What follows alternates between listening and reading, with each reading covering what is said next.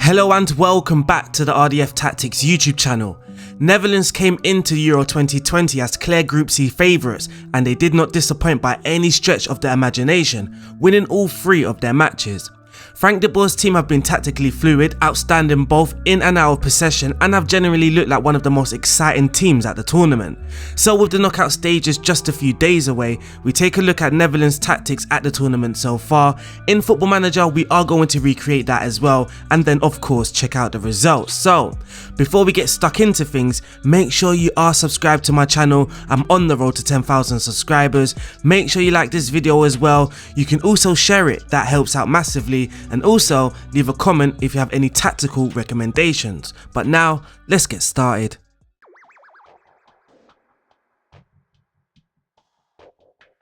Frank de Boer has deployed a 3-4-1-2 formation in all 3 matches so far, playing Wijnaldum as the advanced role in front of the outstanding midfield pivot.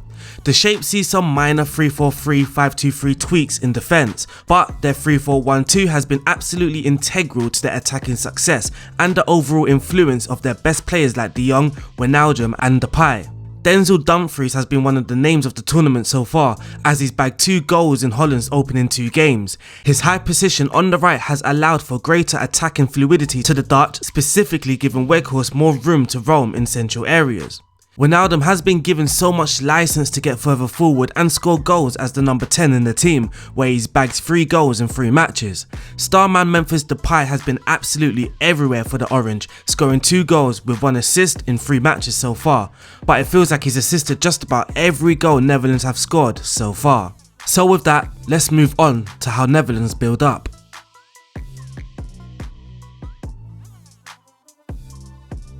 The Netherlands have kept 54% of the possession in their matches so far, but they've been far more progressive with their possession than most and are certainly far from just a patient team passing the ball around.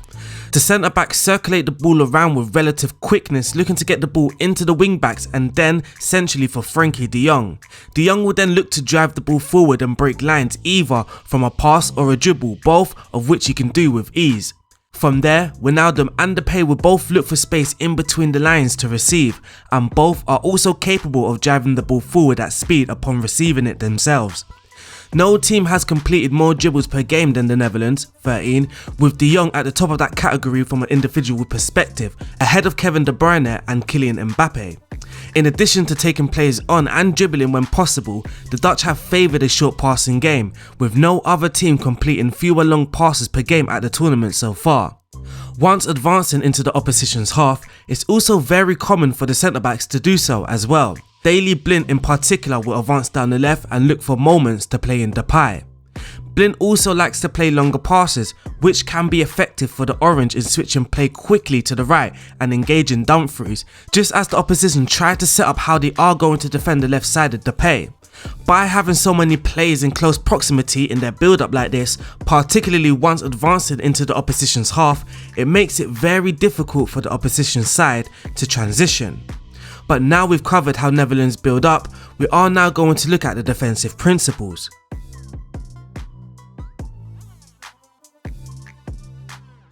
Apart from a bad 5-minute spell against Ukraine that saw them concede 2 back-to-back, the Dutch have not conceded another goal at the tournament. What the Dutch have done so extraordinarily well at the tournament so far is in winning the ball back quickly after losing it.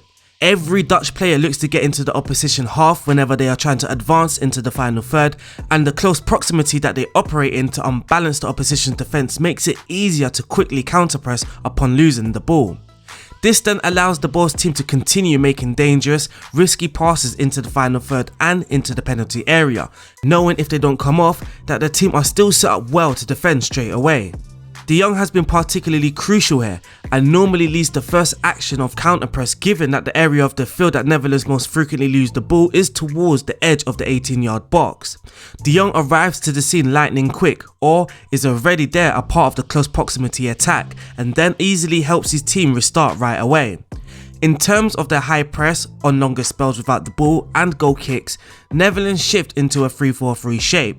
This involves Wijnaldum taking up a position on the right of the front three rather than the central role that he holds in possession.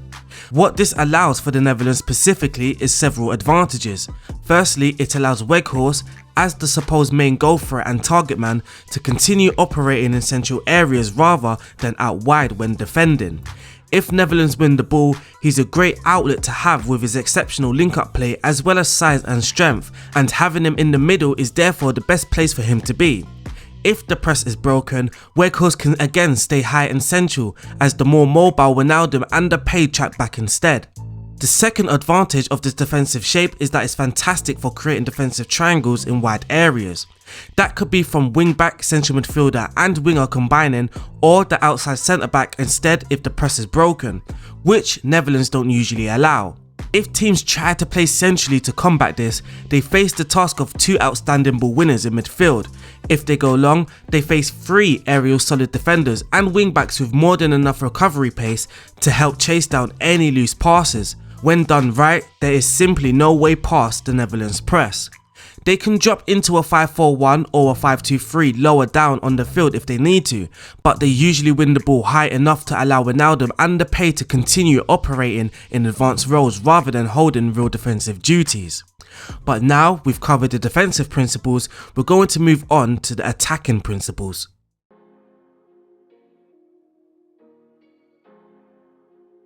As of June 21st, 2021, when this was written, no team has scored more goals than the Dutch so far, 8. Memphis Depay has been outstanding and at the heart of everything good for the Bulls team, while many others around him have stepped up their games to contribute in unique ways. First and foremost, the ball has struck lightning with Wijnaldum's advanced number 10 role in the team. The 30-year-old captain has netted 3 goals in 3 games so far, acting as the side's top goal scorer. Memphis Depay has been one of the standout players of the tournament thus far, and his influence comes from just how he wants to get onto the ball and get involved in every stage of the team's attack. What Depay does magnificently well is link up with those around him with quick one-touch pass and move sequences. This has been a hallmark of Netherlands' play at the tournament so far, and with a variety of players capable of holding onto the ball in tight spaces, De Jong, Marlon, Gravenberch, etc., Depay does not do this alone. In Weghorst, the team also have a target man and another player very good with his back towards the goal, which allows the same ability for those one-touch combinations to thrive. Through these combinations and Depay's overall influence down the left, the Bulls team will then favour that side in particular, and may look to cut back to a defender and switch to the right for Dumfries to get on the end of. Then again, the outside centre backs and De Jong will push up with play themselves and ensure that if these switches don't come off or if the opposition win the ball, Daley Blind and De Vrij are often in the right place to help the team regain possession and restart their attack. When you add up all of these things in conjunction with each other, not to mention the natural numbers in the box from playing a front 2, it's easy to see why the Netherlands have scored the most goals at the tournament so far.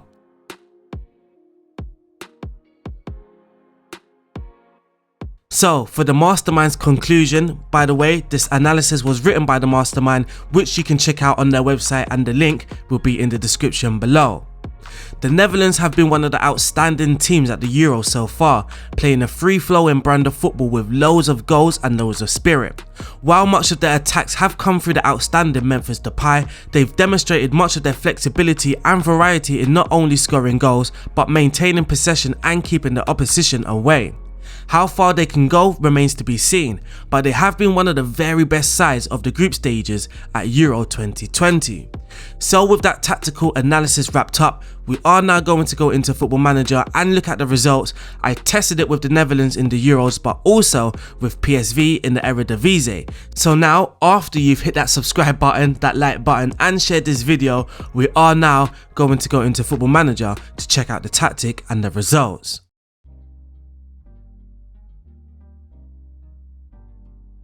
So here we are, RDS 2021 Netherlands. There's also 2 versions, so we have one with the target man and we also have one for the pressing forward. Now of course when Weghorst is not on the pitch, the Netherlands don't really have that target man to aim for.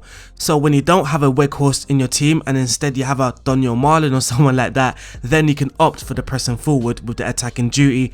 And really, it doesn't really change anything tactically, but I really do prefer with the target man involved in the tactic. So we're going to go through the team instructions, the player roles and instructions before moving on to the results.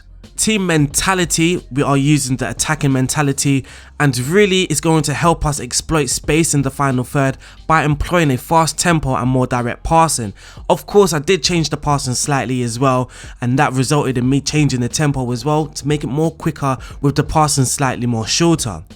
If the team has a high chance of losing the ball by attacking, they would however opt to recycle the ball to retain the possession, and that is similar to what we want from this Netherlands tactic. The attacking width is set to fairly wide. Again, I believe my last 5 to 6 tactics have all been bang in the middle. So again, nothing too narrow and nothing too wide. We aren't going to really channel our play in central areas, neither are we going to channel our play in the wider zones. For the approach play, we are going to play out from the defence, which is key to this Netherlands tactic. For the passing directness is on much shorter, so we are looking to retain the possession and of course end the game with the higher possession. It's not really key if we are still playing that good football and scoring goals, but it is a really good indication of how the team are performing with the ball. The tempo is also set to slightly higher to try and replicate those one-touch combinations in possession. In the final third, we are going to be sending whipped crosses. This isn't really a replication, but more of my favourite team instructions in Football Manager. I've now moved on from low crosses onto whipped crosses. I really do now love the whipped crosses. But also, we are going to be working the ball into the box. For the dribbling, we are going to be running at the defence. At the Euros so far, no other team have dribbled more than the Netherlands. And for the creative freedom, we are going to be more expressive. In transition, when the possession has been lost, we are going to counter press to try and win the ball back as soon as possible. But when the possession has been won, we don't have an instruction. We are going to rely on the players to make the right decisions. When the goalkeeper is in possession, he's going to look to distribute it to the playmaker, which our playmaker at the moment is the Roman playmaker, where I'm looking to play Frankie de Jong. Now for out of possession, for the defensive shape, we are using a much higher line of engagement alongside a higher defense line. The defensive width is set to standard, the pressing intensity is set to extremely urgent, the prevent short goalkeeper distribution instruction is set as well, alongside tackling get stuck in. I find get stuck in is very key to this tactic. Without it, you will notice that your pressing isn't very efficient and not really aggressive as much as you want it to be anyway. So now we're going to go through the player roles and instructions. In goal, we do have the sweeper keeper on the defend duty. We have 3 at the back. The 2 wider ones are ball playing defenders on the defend duty. They are instructed to dribble more, and the one on the right is also instructed to pass it shorter. So the one on the left is really where Daley Blind will look to play, and we don't want to encourage him to play shorter passes because he has the ability to play the longer passes. And the one on the right, we are using passes shorter to try and retain possession in defence. We don't want 2 ball playing defenders to be hitting those long diagonal passes. In the middle of the 2 ball playing defenders, we have a central defender who mainly is going to be looking to play it safe in possession, but also recycle it between the other 2 ball playing defenders. For the left wing back, we are using a wing back under supportive duty. He's going to be crossing it at the far post, staying wider but also closing down more. And on the right side of the defence, we are using a complete wing back instead, and he's also going to be crossing aim at the far post but also dribble more. The one on the right is going to be fairly more attacking, which is going to be the Denzel Dumfries role I'm trying to replicate here, whilst the wing back is still going to be fairly attacking, still looking to get forward, but he's going to be taking his defensive responsibilities a little bit more seriously. In central midfield, for our pivot, we have a roaming playmaker. Well, it's not really a pivot as both midfielders will be roaming from the position, but we do have a roaming playmaker who's got a few instructions. This will be the Frankie de Jong role, and he's going to be passing it shorter, just trying to keep the tempo and retaining the possession, dribble more, shoot less often, close down more, tackle harder, and also mark tighter. His midfield partner is a box-to-box midfielder who's going to be passing it shorter, shooting less, tackling harder and marking tighter. Behind the 2 strikers and on top of the 2 central midfielders, trying to replicate that Ronaldo role, he's going to be roaming from his position, trying to be everywhere and affect play everywhere. He's also going to be closing down more and tackling harder. On the right side of the attack, we have the target man on the attacking duty, trying to replicate that Weghorst role. He's also instructed to shoot less often, and his strike partner is the Memphis Depay role, the trequartista. He's also going to be shooting less and marking tighter. The second tactic is no different. Everything is the exact same apart from the target man role. It's now a pressing forward role, and he has no instructions other than shoot less often. For the set pieces, I am using Nap's routine, so you will notice that from set pieces, you are going to score quite a few goals. But of course, the point in this is also to give you a very good Football Manager tactic, and I believe this tactic is a very, very good one, as you're going to see in the results, as we are now moving over to the results.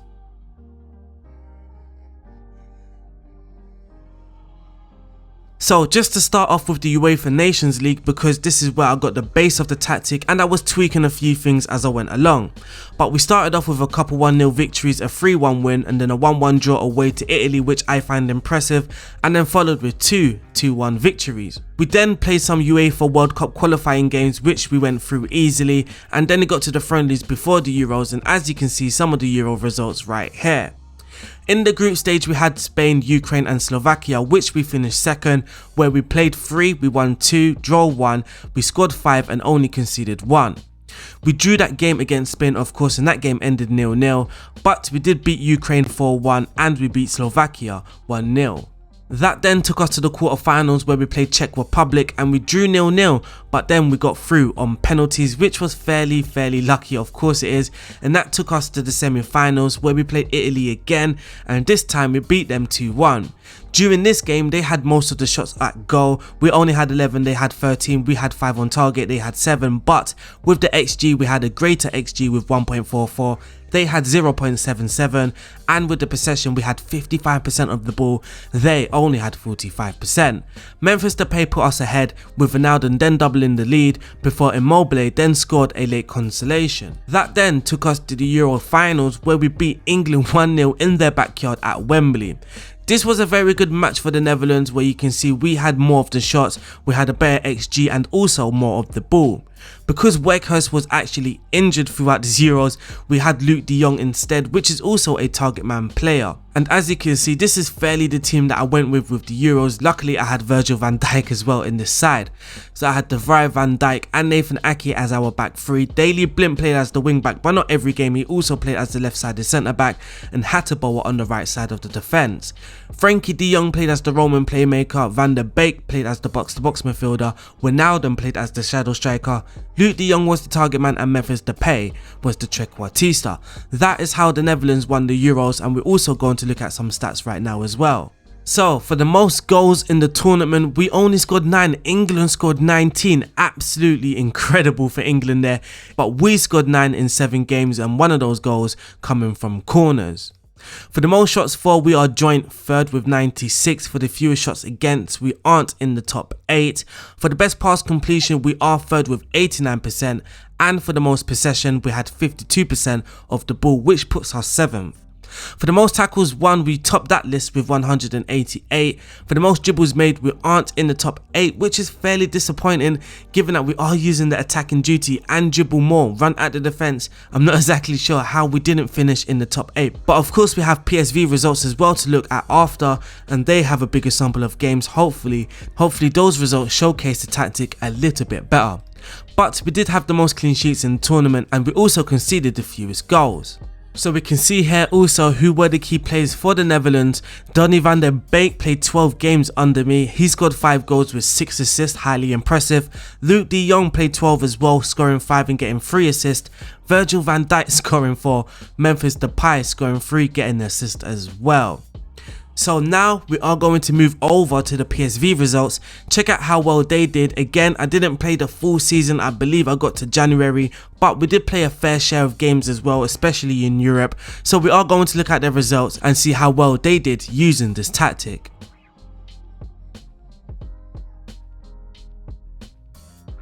Also with PSV, there wasn't any tweaking on the way. I basically just used the finished tactic that I created with the Netherlands, and then I used it with PSV. No tweaking, no change of tactic. This is strictly using the 3-4-1-2 target man tactic. So as we can see here, PSV are second in the Eredivisie, where we played 18, we won 13 of those games, drawing 4, losing 1, with a goal difference of plus 30. We're only 2 points behind Ajax. Daniel Marlin is the top goal scorer for PSV. Philip Max, our left wing back, has the highest average rating, and he also has the most assists. We're still in the Europa League as well, and also in the Toto Becker Cup as well. So far in the Eredivisie, we scored the second most goals. Ajax again scoring 49 goals, absolutely incredible. But we've scored 37 goals in 18 games, 8 of those goals coming from corners. For the most shots for, we come in second. For the fewest shots against, we come in second as well. For the best pass completion, we come in second with 90%, and the average possession, we're pretty much second best with everything behind Ajax. For the most tackles won, we are fifth with 386. For the most dribbles made, we are first. So with the full version of this tactic, you can now see that with the dribbling, this tactic is more effective with it. And with the most clean sheets, we are there with number 1, 13 clean sheets, and the fewest conceded with 7. For the most assists, we can see that Philip Max has 8 assists in the whole competition so far, 1 behind Dusan Tadic, so your left wing back is going to be vital for this tactic. For the most shots for, Daniel Marlin is there with 52, also our centre back with 49, absolutely incredible. For the most player of the match award so far, Philip Max with 7. So far, look, he's on an average rating of 8.5, absolutely incredible. He's also played the most key passes so far with 96. For the best pass completion, we don't really have anyone there apart from Pablo Rosario with 94%. For the most tackles won, we have Eric Gutierrez with 56. For the most dribbles made, we don't have an individual player there, so it's more of a team effort. For the most clean sheets, our goalkeeper is there with 10, and also for the fewest conceded, our goalkeeper is there with 7. We're now going to look at the team report for the attacking efficiency. You can see that we are aggressive in our approach, but we are also very wasteful. So there can be some tweaking to be made to make it more clinical rather than wasteful, but there really isn't anything that would change much because this tactic does really play some nice football. And for the defensive efficiency so far, PSV are very quiet and impenetrable.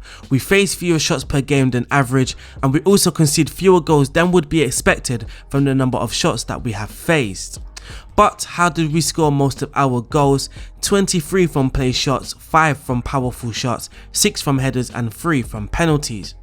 9 of the assists come from crosses, 9 come from through balls, 8 come from corners, 2 from free kicks, 1 from short pass, 1 from an opposition mistake and 1 from a square ball. So far, as you can see that we are only in January so far. Who have been the top performers for PSV so far? Daniel Marlin, who has been our trequartista, he's got 15 goals so far in 27 games with 3 assists. Philip Max has 11 assists in all competitions, 8 goals as well in 21 appearances. Zahavi has 7 goals, 2 assists. Gakpo has 7 goals as well with 5 assists. Timo Baumgartel has 5 goals as a centre back, and Mario Götze has 4 goals as a shadow striker. Another interesting thing here as well is Denzel Dumfries playing in his own role, and he's also performing very well with 3 goals so far, 7 assists in 25 games. But unfortunately, that wraps up this tactical analysis and Football Manager tactic. I hope you guys have enjoyed it. If you guys don't mind, if you are new or you haven't yet, make sure you are subscribed to this YouTube channel. I'm on the road to 10,000 subscribers. Make sure you like this video as well, that is very important. You can also share it, that helps out a lot, and also comment if you have any tactical recommendations. The tactical analysis was written by the mastermind, which you can find on the website below. It's in the description. I will see you guys soon. Peace out, stay safe.